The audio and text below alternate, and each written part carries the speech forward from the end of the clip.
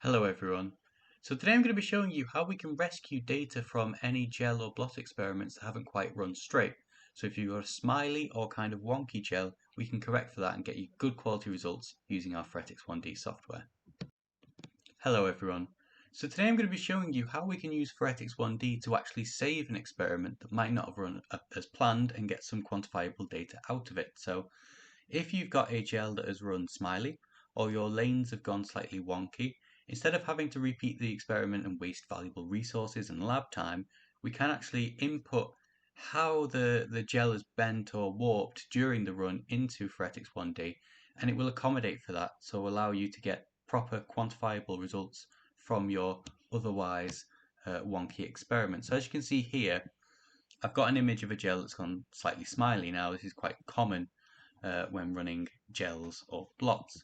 So what I'm going to do is, to accommodate this, I'm going to come down to my lane step as usual, and sometimes the automatic detection will do it for you, but I'm just going to go through the manual lane assignment here just to show you how we do it manually. So if I create a lane box here, and I've got 1, 2, 3, 4, 5, 6, 7, 8, 9, 10, 11 lanes here. So if I want to create 11 lanes and just left click and drag a box across my lanes.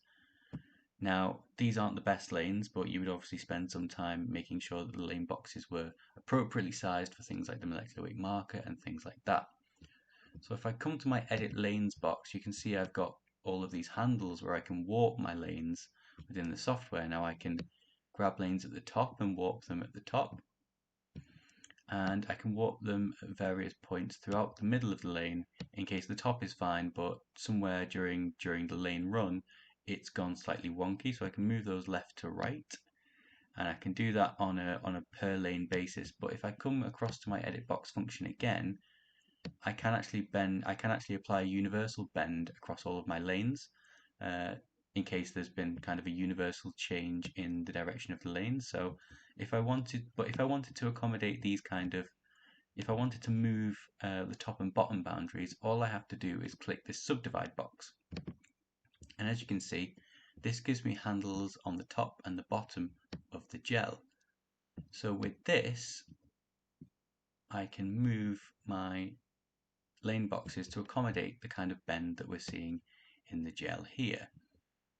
So if I just used the molecular weight marker as kind of the center point for where I want my bend to be, you can see that we can accommodate that. And if you've got an even bendier gel than this, an even smilier gel than this, the more times you click the subdivide box, the more handles you get to accommodate that.